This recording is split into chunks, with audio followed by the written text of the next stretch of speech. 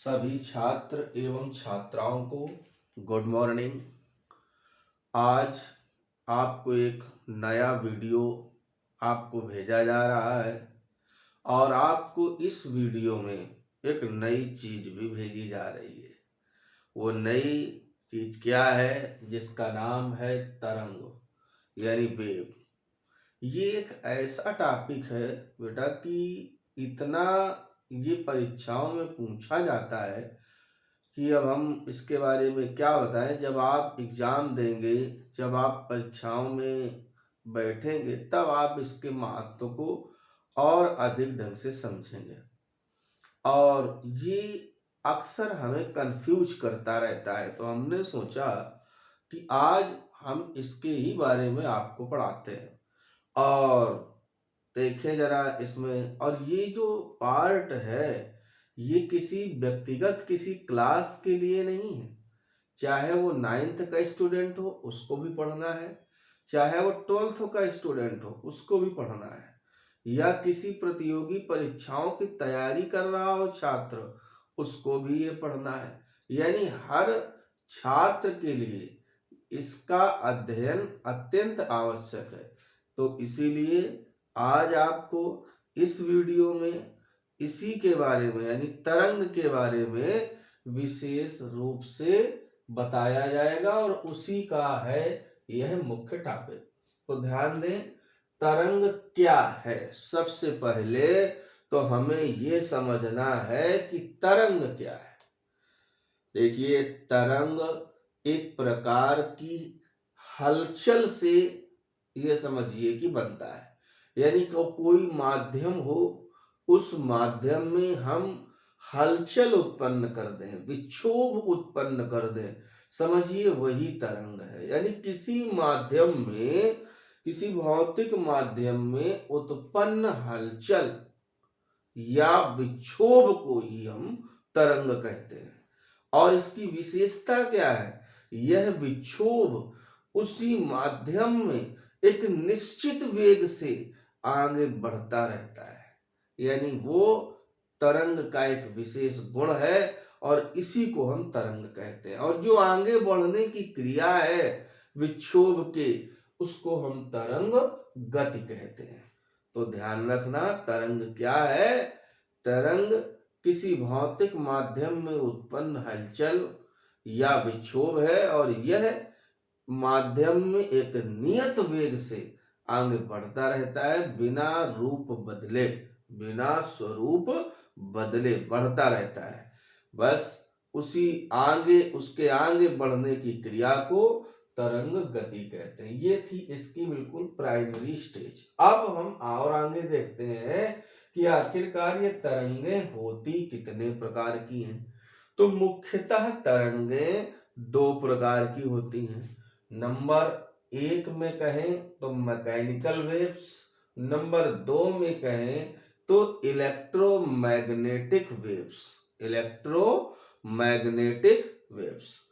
तो यांत्रिक तरंगे क्या है और विद्युत चुंबकीय तरंगे क्या है? देखिए बच्चों, अक्सर आप लोगों को ऐसा भ्रमित कर दिया जाता है, इसकी परिभाषा नहीं बताते हैं। लोग कह देते हैं यांत्रिक तरंगे वे तरंगे हैं, यांत्रिक तरंगे वे तरंगे हैं जिनको संचरित करने के लिए किसी भौतिक माध्यम की आवश्यकता होती है, और जबकि विद्युत चुंबकीय तरंगों को संचरित होने के लिए किसी माध्यम की आवश्यकता नहीं होती। तो देखिए बच्चों, ये कोई इसकी परिभाषा नहीं हुई, ये तो सिर्फ एक इसकी हम क्वालिटी का वर्णन कर रहे हैं, यानी इसके गुण के बारे में बता रहे हैं। जबकि वास्तव में जो परिभाषा है वो अलग अलग है। परिभाषा इसकी भी अलग है और परिभाषा इसकी भी अलग है। तो ध्यान से पहले इनकी व्यक्तिगत परिभाषाएं सुनो। देखिए, यांत्रिक तरंगे, अभी अभी आपने इतना सुना कि किसी भौतिक माध्यम में संचरित हो सकती है। अब जब माध्यम इसे चाहिए तो माध्यम होता कैसा है? या तो ठोस होगा, या द्रव होगा, या गैस होगा। तो जैसी भी अवस्था का माध्यम होगा, उसी अवस्था के जो कण होंगे उन्हीं के दोलनों या कंपनों द्वारा ही इन तरंगों का निर्माण होता है, यानी यांत्रिक तरंगों का। यानी यांत्रिक तरंगे वे तरंगे हैं जो किसी माध्यम में उपस्थित कणों के कंपनों या दोलनों से उत्पन्न होती है। और जबकि विद्युत चुंबकीय तरंगे क्या है, उनकी परिभाषा क्या है, उसमें तो ये बताओगे कि जब किसी वैद्युत परिपथ में वैद्युत धारा बहुत उच्च आवृत्ति से बदलती है, जब किसी वैद्युत परिपथ में वैद्युत धारा बहुत ही उच्च आवृत्ति से बदलती है, तो परिपथ में या परिपथ से ऊर्जा सभी दिशाओं में या चारों दिशाओं में तरंगों के रूप में संचरित होने लगती है। किसके रूप में? तरंगों के रूप में संचरित होने लगती। उन्हीं तरंगों को विद्युत चुंबकीय तरंगे कहते हैं। तो ध्यान दीजिएगा, विद्युत चुंबकीय तरंगे क्या है, एक बार और ध्यान से सुनो।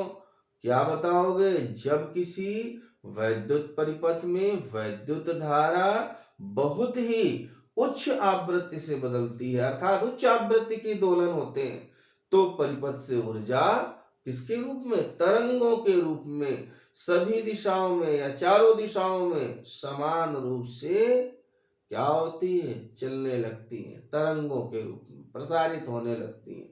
बस उन्हीं तरंगों को हम विद्युत चुंबकीय तरंगे कहते हैं। उनके गुणों के बारे में हम अभी चर्चा करेंगे, उसका आपको स्पेक्ट्रम का भी वर्णन बताएंगे, विद्युत चुंबकीय स्पेक्ट्रम का, वो अलग की बात है। लेकिन अभी हमने इनकी परिभाषाएं सुनी बस। अब देखिए, फिर से वापस आते हैं यांत्रिक तरंगों में। अब हम इनके पार्ट पढ़ेंगे, फिर उसके बाद हम विद्युत चुंबकीय तरंगों के पार्ट पढ़ेंगे, तभी तो हमें इनके बारे में विस्तृत जानकारी प्राप्त होगी।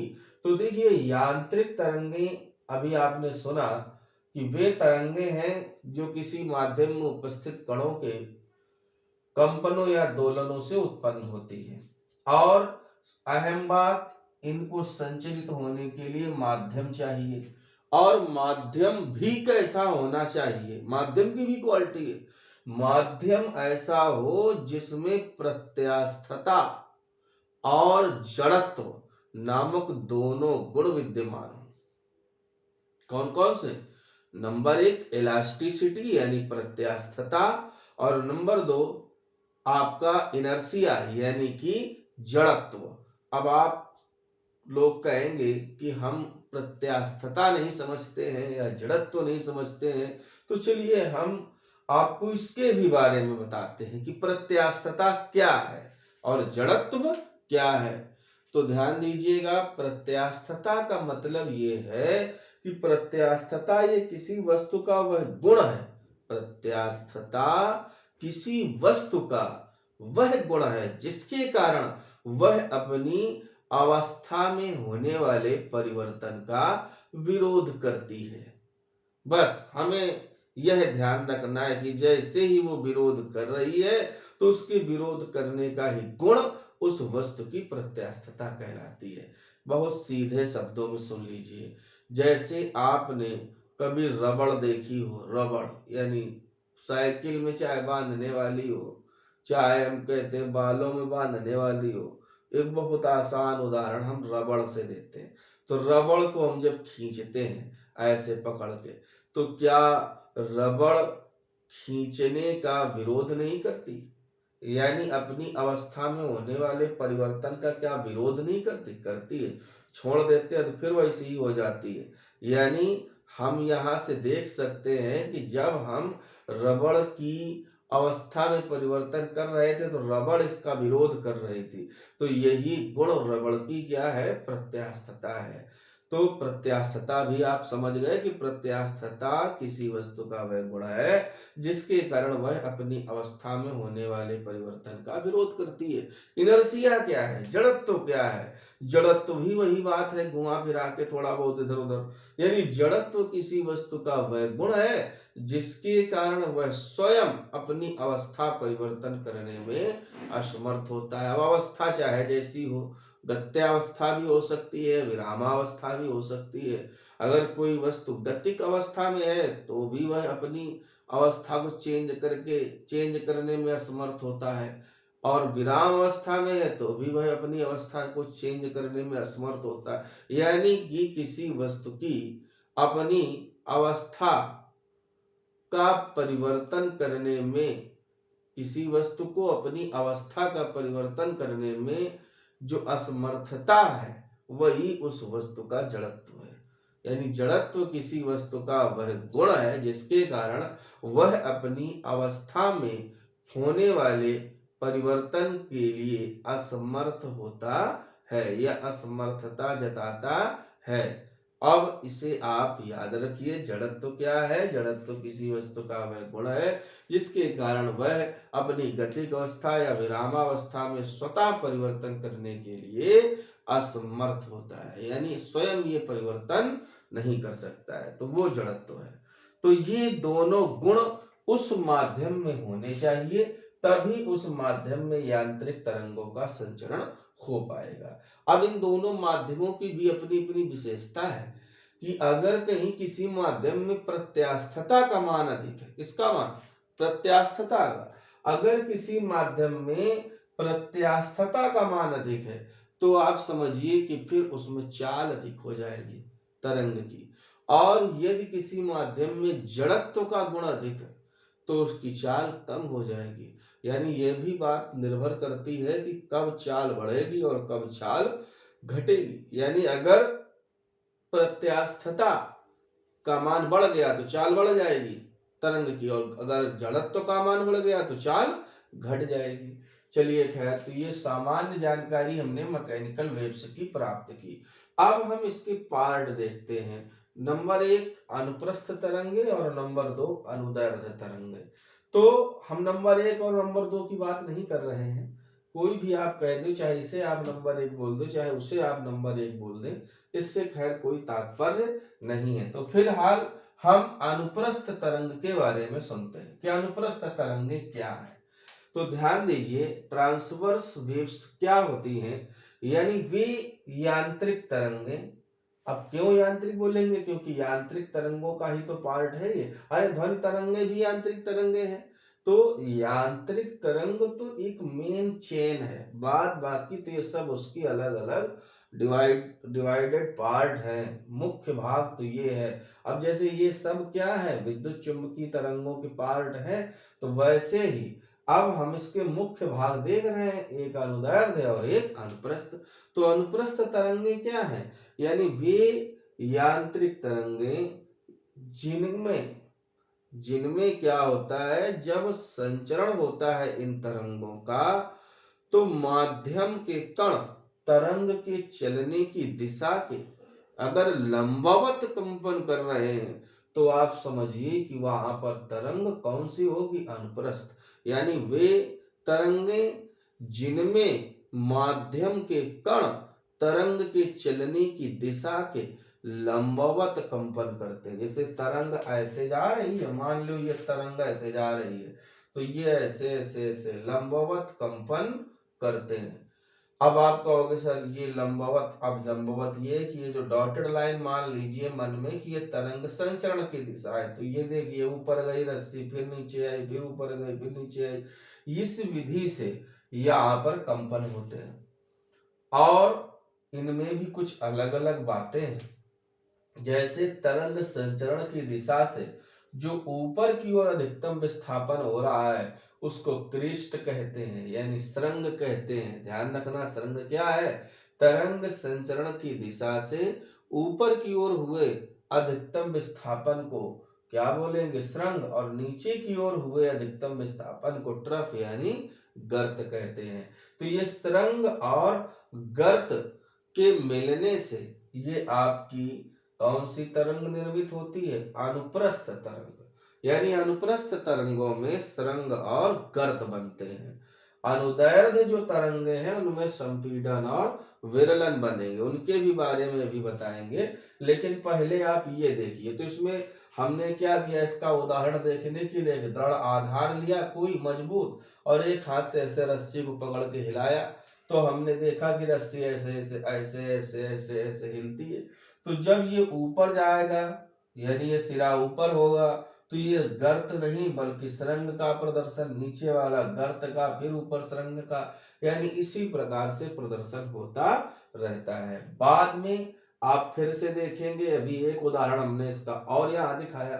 शांत जल कहीं भरा हो, तालाब में भरा हो, नदी में हो, नदी में तो शांत हो ही नहीं सकता, नदी में तो बहता रहता है, या किसी गड्ढे में कहीं आपके आसपास भरा हो, और आप उसमें से पत्थर या कोई भी ऐसी चीज फेंक दें जिससे उसमें विक्षोभ उत्पन्न हो जाए जल में, तो क्या होता है, जहां पर आपने कुछ फेंका वहां तो जल थोड़ा दब जाता है, फिर जल ऐसे ऐसे ऐसे आपका ऊपर भी उठता है, नीचे भी दबता है, ऐसे ऐसे ऐसे माध्यम में आगे बढ़ता चला जाता है। तो हम ये देखते हैं कि कभी ऊपर भी आता है, तो जो ऊपर उठती है लहर तो वो क्या है, सुरंग, और जब नीचे दब जाती है तो वो क्या है, गर्त। तो इस प्रकार से हमने ये देखा कि यह उदाहरण भी अनुप्रस्थ तरंग का है। लेकिन ध्यान देना, आपको ये लगता है देखने में कि ऐसे ऐसे करके जल आगे बढ़ रहा है, तो हम आपको बता दें कि जब भी कोई तरंग संचरित होती है तो उसमें माध्यम के कण अपना स्थान नहीं छोड़ते हैं, अपना स्थान नहीं छोड़ते हैं, ये तरंग की एक विशेषता भी है। यानी माध्यम के कण अपना स्थान नहीं छोड़ते कि बहते चले जाएं। अब अगर चले जाएं तो वहां गड्ढा ना हो जाए, जहां पर आपने पत्थर मारा था वहां पानी ही ना बचे, तो ऐसा नहीं होता है। वो अपना स्थान नहीं छोड़ते, बल्कि वो अपनी ही स्थिति में रह करके, यानी अपने ही स्थान में रह करके साम्य अवस्था के ऊपर नीचे या इधर उधर क्या करते हैं, गति करते हैं या कंपन करते हैं। कुल मिलाकर के हम ये कह सकते हैं कि वो अपना स्थान नहीं छोड़ते, बल्कि अपनी साम्यावस्था के ही इधर उधर कंपन या दोलन करते रहते हैं। तो अब आप कहोगे सर हमें तो लगता है कि पानी चला जाता है, और आप कहते हो कि पानी जाता नहीं है, सिर्फ अपने स्थान पर ऐसे ऐसे। तो हम कहते चलिए आप एक एग्जाम्पल कर लीजिए, एक अपने घर में प्रयोग कर लीजिए, कहीं अपने पड़ोस में जाइए, एक कोई हल्का, हम कहते हैं हल्की प्लास्टिक की गेंद ले लो, कार का टुकड़ा भी ले लो, या प्लास्टिक की गेंद ले लो, कुछ भी ले लो जो तैर सके जल में, और उसको कहीं जल में छोड़ दो, और उससे थोड़ा दूर एक उठाओ पत्थर इतना बड़ा और डाल दो पानी में, तुरंत ऐसे, तो जैसे पानी में पड़ेगा छपाक से, तुरंत क्या उत्पन्न होगी, तरंगे। और तरंगे यानी कि वही आपकी कौन सी, अनुप्रस्थ तरंगे, वो ऐसे ऐसे गति करेंगी। तो अब आप कहोगे सर इससे हमें क्या देखने को मिलेगा, मिलेगा ये देखने को कि जब वो तरंग उस गेंद या टुकड़े के पास जाएगी तो वो गेंद क्या करेगी, जैसे ही तरंग उठेगी तो उठ जाएगी, तरंग दबेगी तो दब जाएगी, लेकिन उसी स्थान पर ही रह के ये कर देगी। तो फिर क्या होगा, वहां से तरंग गुजर जाएगी, लेकिन वो गेंद आपकी तरंग के साथ नहीं जाएगी, अपने ही स्थान पर रहेगी जहां पहले थी। तो इससे क्या निष्कर्ष निकलता है कि अगर कहीं माध्यम के कण भी साथ साथ गति करते होते तो फिर उसी पानी के साथ वो गेंद भी क्या करती, दूर चली जाती, लेकिन वो गेंद अपने ही स्थान के आसपास रहती है अगर जल शांत है तो। अब हमने ये प्रयोग करके अगर हमने देखा है, आप भी देखिए, हम कहते हैं आपका भी ये प्रयोग सफल होगा। आप लोग अपने अपने घरों के आसपास कहीं भी इस प्रयोग का इसका प्रैक्टिकल कर सकते हैं, फिर बताना कि नहीं वास्तव में ऐसा हुआ था, कमेंट में हमको लिख के भेजिएगा, ठीक है। तो अब इस तरह से ये निष्कर्ष भी निकल आया और पता भी चल गया कि इसमें जो माध्यम के कण है वो अपना स्थान नहीं छोड़ते, बस क्या करते हैं, अपनी साम्यावस्था के इधर उधर कंपन किया करते हैं या दोलन किया करते हैं। तो हमने अब तक अनुप्रस्थ तरंगों का वर्णन पढ़ा कि अनुप्रस्थ तरंगे वे तरंगे हैं जिनमें माध्यम के कण तरंग के चलने की दिशा के कैसे कंपन करते हैं, लंबवत कंपन करते हैं। ऐसे ये दिशा जा रही है तो ये ऐसे ऐसे ऊपर नीचे ऐसे ऐसे कंपन करेंगे, तो वो अनुप्रस्थ तरंग है। अब हम बात करेंगे अनुदैर्ध्य तरंगों की। तो इसमें क्या होता है, अनुदैर्ध्य तरंगे वे तरंगे हैं जिनमें माध्यम के कण, अनुदैर्ध्य तरंगे वे तरंगे हैं जिनमें माध्यम के कण मालूम है तरंग के चलने की दिशा के अनुदिश कंपन करते हैं। अनुदैर्ध्य तरंगे वे तरंगे हैं जिनमें माध्यम के कण तरंग के चलने की दिशा के कैसे कंपन करते हैं, अनुदिश, और इसमें कैसे करते थे, लंबवत। दोनों में फर्क है, तो ध्यान अपना रखिएगा कि आपको किसमें क्या बताना है। अगर हमें अनुदैर्ध्य तरंगों के बारे में बताना है तो अनुदैर्ध्य तरंगों का वर्णन इस प्रकार से होगा कि अनुदैर्ध्य तरंगे वे तरंगे हैं जिनमें माध्यम के कण तरंग के चलने की दिशा के अनुदिश कंपन करते हैं। अब अनुदिश में आप देखते हो, ये तो हो गई परिभाषा।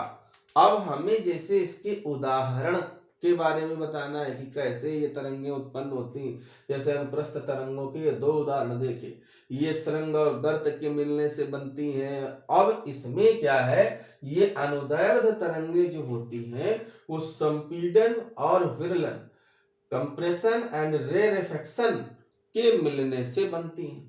अब ये रेरेफेक्शन क्या है, विरलन है, संपीडन क्या है, कंप्रेशन है।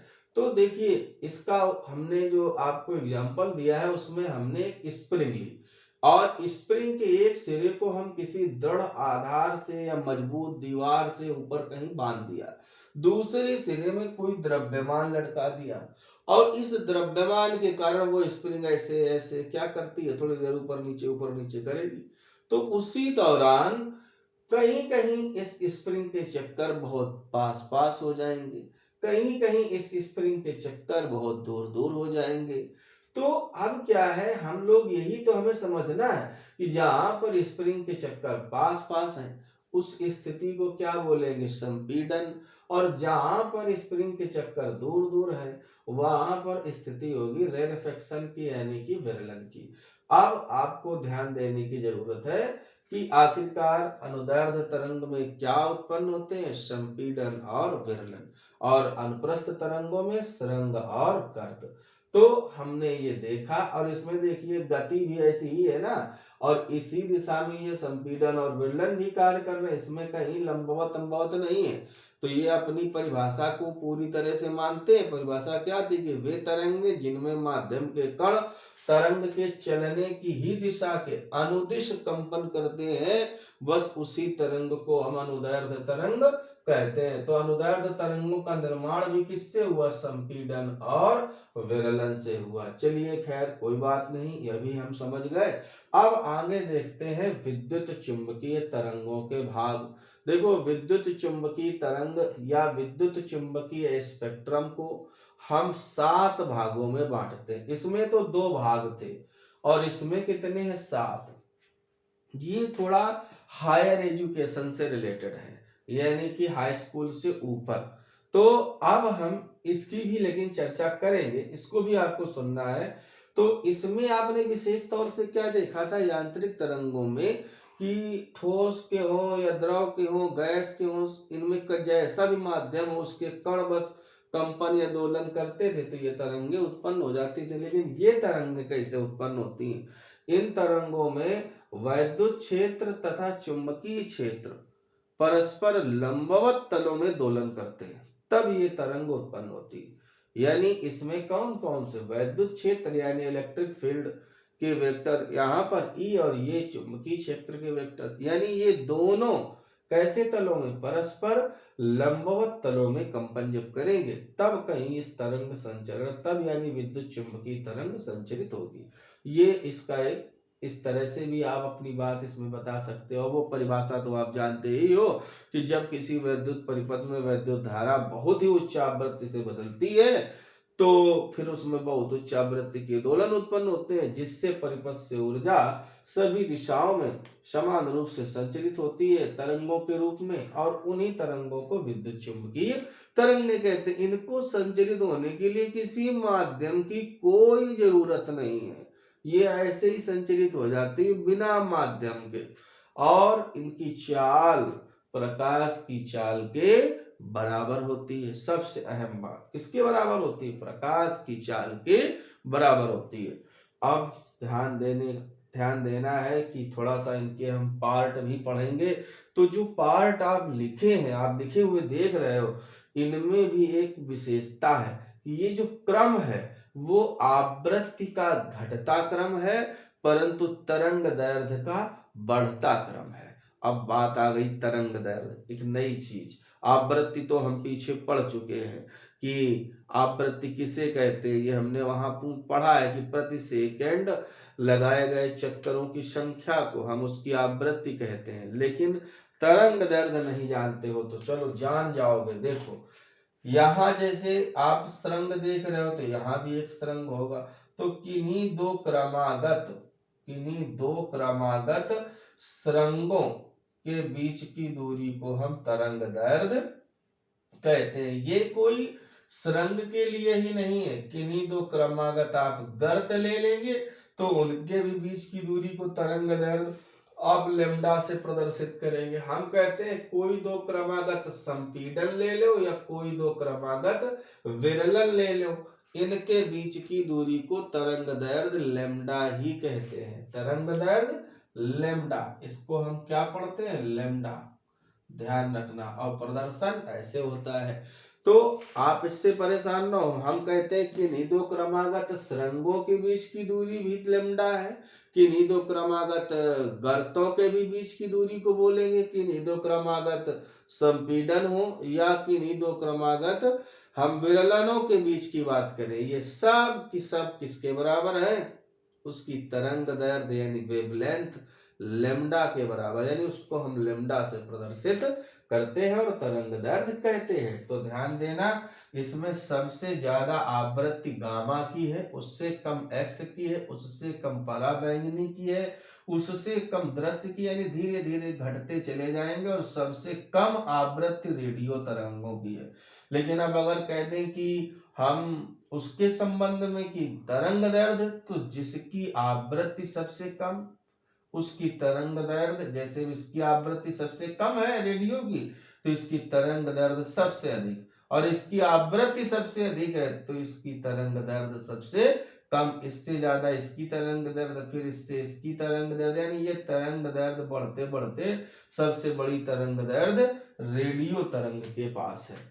चलिए कोई बात नहीं, ये एक सामान्य जानकारी हुई। अब इनके भी बारे में सुन लीजिए। हालांकि हम आपको अगले वीडियो में ये कैसे उत्पन्न होती हैं, इनकी आवृत्तियां एग्जैक्ट कितनी हैं, इनकी तरंग दैर्ध्य एग्जैक्ट कितनी होती है, और हम इनको कैसे प्राप्त करते हैं, इनका क्या क्या उपयोग है, ये सब चीजें हम आपको बताएंगे। लेकिन चलिए उपयोग हम आपको इसी में बता दें, थोड़ा सा मन में इनको जानने के प्रति इच्छा तो बढ़ेगी कि आखिरकार गामा किरणें नाम सुनते हैं और जानते कुछ नहीं इनके बारे में कि ये करती क्या है क्या है। तो पता चल गया कि ये विद्युत चुंबकीय तरंगे या विद्युत चुंबकीय स्पेक्ट्रम के भाग हैं, लेकिन ये क्या काम करेंगी?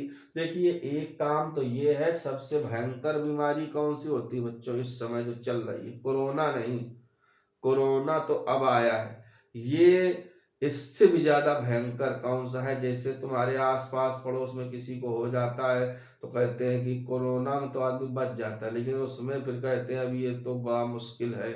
वो कौन सी बीमारी है? कैंसर। हालांकि इलाज होता है लेकिन बहुत महंगा इलाज होने की वजह से ये, और बहुत समय से हो गया तो सही है, नहीं तो फिर मामला डिस्टर्ब है।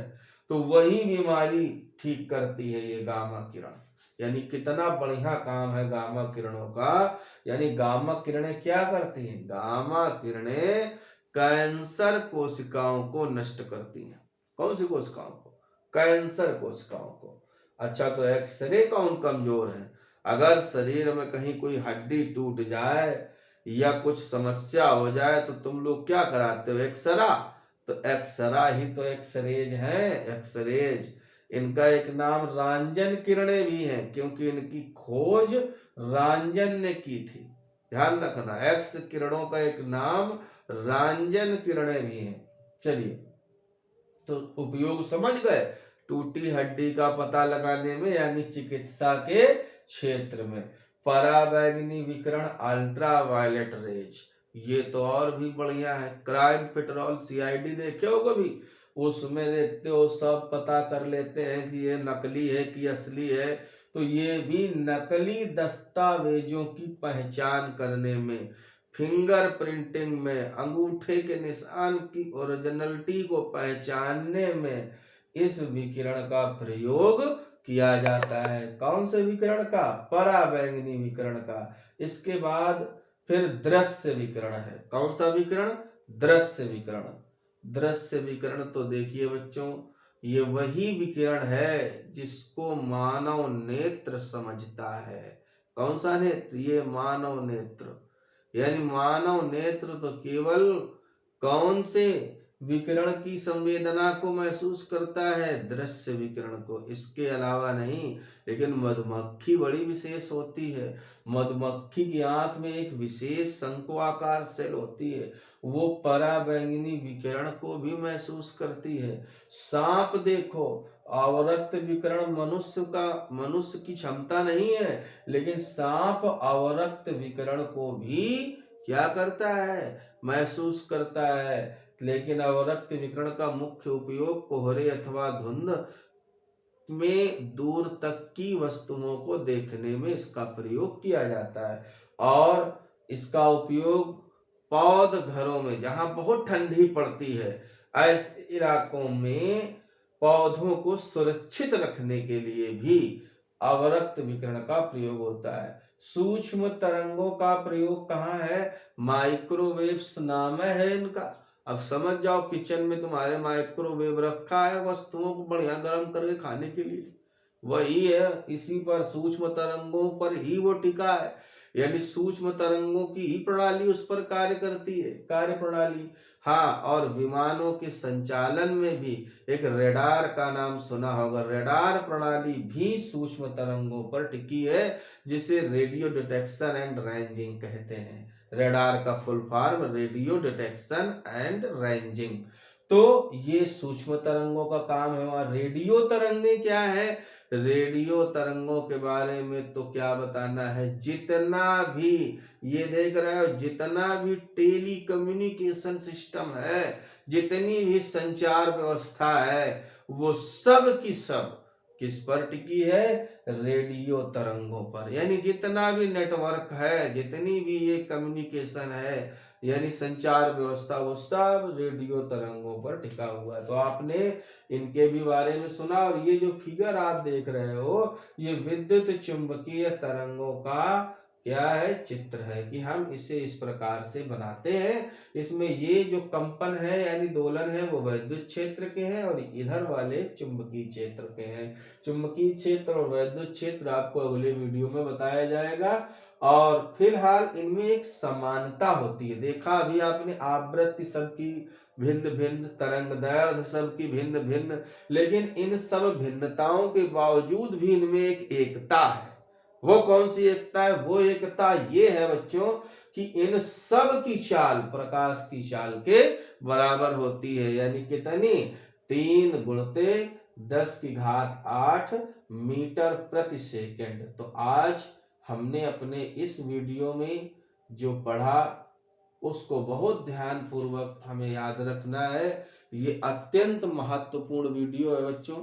इसका उपयोग हमें आगे भविष्य में आपको देखने को अवश्य मिलेगा। तब तक आप लोग इसे तैयार करें। धन्यवाद।